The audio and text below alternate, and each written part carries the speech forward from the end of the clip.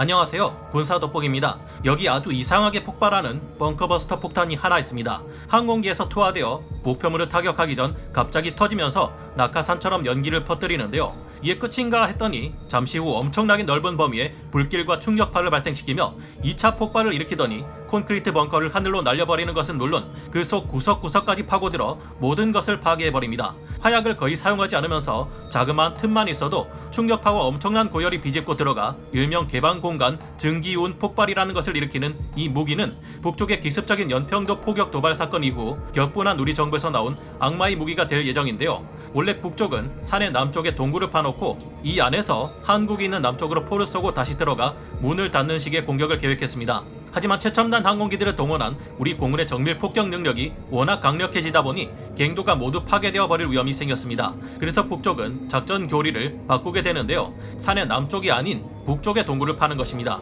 이 안에서 포물선을 그리며 포를 쏘는 장사정포를 숨겨두고 있다가 쏠 때가 되면 뒤로 나와서 산을 넘겨 포를 쏘고 한국이 반격하려 들면 다시 동굴 안으로 들어가 몸을 숨기는 것인데요. 이렇게 얍삽하게 치고 빠지는 북쪽의 장사정포에 우리 한국은 격분했고 한때 국제연합이 금지시킬 뻔했던 무서운 무기를 개발해 응징을 가하겠다 다짐했습니다. 아예 산 내부를 뚫고 들어가 지하의 갱도와 벙커 내부 곳곳에 있는 적들을 하나도 남기지 않고 싸그리 제거해버리는 무기를 만들게 된 것인데요. 산을 무너뜨리지 않는 이상 보통 폭탄이 터져도 엄폐물 뒤에 숨으면 적이 살아남을 수 있는데 어떻게 해서 이 적들을 하나도 남김없이 쓸어버릴 수 있다는 것일까요? 지금부터 북쪽의 도발에 격분해 한국이 만든 세계 최강의 열압력 벙커버스터 탄도미사일 KT즘에 대해 알아보겠습니다. 전문가는 아니지만 해당 분야의 정보를 조사 정리했습니다. 본의 아니게 틀린 부분이 있을 수 있다는 점 양해해 주시면 감사하겠습니다. 너무 끔찍해서 한때 국제연합이 금지할 뻔했던 악마의 무기 열압력탄. 일반 폭탄은 폭약이 터질 때 발생하는 고압에 의해 폭탄의 껍데기 자체가 압력을 견디지 못해 튕겨나가면서 파편을 형성합니다. 이 파편들이 폭심지 안에서 초속 3km에서 9km의 엄청난 속도로 튕겨져 나가며 넓은 지역에 큰 피해를 입히는 방식인데요. 폭발 시의 피해를 증가시키기 위해 미리 파편을 넣어둔 채 날리기도 합니다. 이 같은 형태의 일반 폭탄은 열과 압력을 발생시키지만 그 범위가 넓지 않고 파편이 주는 피해가 가장 핵심이라 할 수 있는데요. 열압력 탄도는 이와 반대로 파편 발생량은 상대적으로 매우 적은 대신 아주 강력한 충격파와 함께 뜨거운 고온의 열기를 발생시켜 일반 폭탄보다 훨씬 넓은 범위에 큰 피해를 줍니다. 열압력 탄두가 목표물을 타격하기도 전에 낙하산처럼 퍼지는 이유는 이 폭탄이 분진 폭발의 원리를 이용하기 때문인데요. 분진 폭발이란 아주 미세한 가연성의 입자가 공기 중에 1세제곱센티미터당 40g에서 4000g 정도의 농도로 퍼져 있을 때 약간의 불꽃이나 열만으로 돌발적인 연쇄 산화 및 연소를 일으키며 폭발하는 현상을 말합니다. 열압력탄은 기존의 다른 폭탄들과는 달리 화약을 거의 사용하지 않고 산화 에틸렌, 프로필렌 등처럼 인화점과 휘발점이 낮은 가연성 기체 혼합물을 사용합니다. 열압력탄이 목표물에 닿거나 근처에 가면 신관이 작동해 소형 폭약 등의 장치로 이 가연성 기체 혼합물을 1차로 확산시켜 수십 입방미터에서 수백 입방미터의 분무운을 만드는데요. 기체가 퍼지는 동안 약 0.3초의 시간차가 발생하는데 이후 넓게 퍼진 기체가 점화되어 거대한 2차 폭발을 일으킵니다. 이때 아주 강력한 고압의 충격파와 뜨거운 열이 발생하면서 유효 반경 안에 있는 모든 것을 파괴합니다. 2차 폭발을 일으키기 위해 네이팜 유사 소위탄에 들어가는 물질인 TEA, TPA 등이 들어가는데요. 이들은 대기 중에 일반 공기와 만나도 자연 발화하는 매우 위험한 물질들입니다. 일반적인 폭탄이 터질 때와 달리 열압력탄이 터지면 유효 반경 안에 있는 모든 구석구석까지 피해를 주기 때문에 적들은 강력한 충격파로 즉사해버리거나 눈 깜짝할 사이 염라대왕 앞으로 가게 되는데요. 열압력탄은 특성상 넓은 범위를 가지는 대신 관통력이 약해 전차나 콘크리트 구조물을 타격할 때는 항공폭탄 규모의 강력한 폭탄을 사용합니다. 이 정도의 열압력탄을 쓰면 전차는 물론이고 콘크리트로 만들어진 벙커조차 하늘로 날려버릴 정도의 위력을 발휘합니다. 열압력탄은 기존의 폭탄보다 에너지 대비 살상력은 떨어지는 편이지만 공기가 들어갈 틈만 있다면 충격파와 열이 비집고 들어가 범위 안에 있는 모든 적들을 박살내버리거나 골고루 잘 구워버릴 수 있기 때문에 콘크리트 건물이 즐비한 시가전에서 상상을 초월하는 위력을 발휘합니다. 그래서 이런 특성을 가진 열압력탄은 일반적인 폭탄으로는 피해를 줄 수 없는 엄폐물 뒤, 동굴 안쪽이나 벙커 내부의 적을 모두 없애버리는 용도로 특히 많이 쓰입니다. 열압력탄은 한때 국제연합에서 비인도적인 무기로 간주되어 금지 항목에 추가될 뻔했지만 현재는 사용에 제약이 없고 여러 나라에서 갖가지 형태로 보유하고 있는 상태입니다. 하지만 국제인도주의법의 원칙에 따라 적군 병사에게 직접적으로 사용되지는 않는 무서운 무기입니다.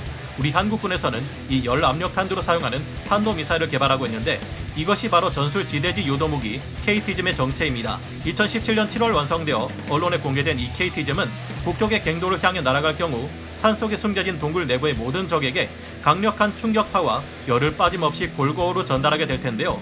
게다가 이 갱도 안에는 장사정포들이 사용하는 포탄이나 온갖 종류의 폭발물과 무기가 상당히 많을 것이기에 광범위한 규모의 유포까지 일으킬 것입니다. 우리가 단 한 발의 KT즘이라도 북쪽의 갱도에 사용할 경우 북쪽의 갱도 안에 있는 모든 적 목표물들은 그 어느 것 하나 남김없이 파괴되어 버리고 말 겁니다. KT즘은 고정형 포드에서 발사되는 KT즘-1과 천무 플랫폼을 통해 발사되는 KT즘-2 두 가지 타입이 있는데요.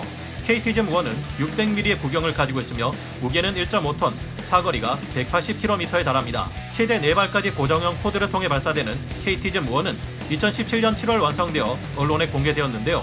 KT즘-2는 K239L 텔 천무 다연장 로켓에 최대 2발까지 장착 가능하며 미사일의 구경은 600mm에 무게 1.5톤, 사거리가 290km에 달합니다. KT즘-2는 열 압력탄두가 아닌 일반 고폭탄두로 장착한다는 것이 KT즘-1과의 차이점인데요. KT즘은 다른 탄도미사일인 현무2와 비슷하게 보일 수 있어도 임무와 개발 방향이 전혀 다른 미사일입니다.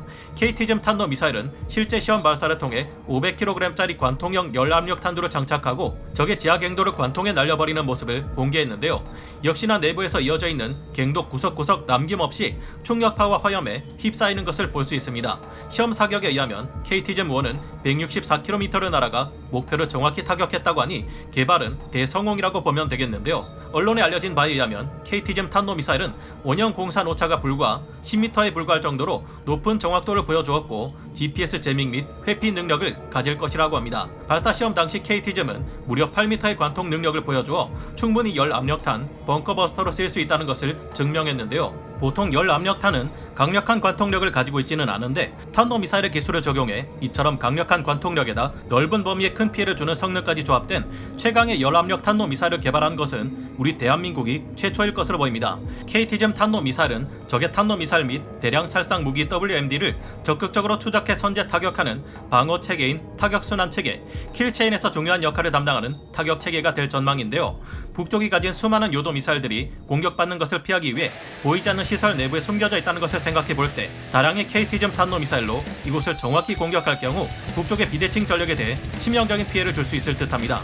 킬체인에 동원되는 KT즘 탄도미사일들은 군단장의 통제 아래 대화력전에 동원되어 적의 갱도포가 숨은 진지를 무너뜨려 매장시켜버리고 군단 작전 범위 내의 적 중심을 타격하는 미사일로 MLRS 다연장 로켓, 천무 다연장 로켓과 더불어 운용될 예정입니다.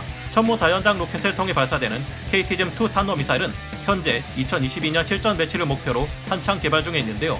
이 사업은 2025년까지 진행되며 총 사업비 약 3,200억 원을 투입해 200여 발의 KT즘을 양산에 실전 배치할 계획입니다.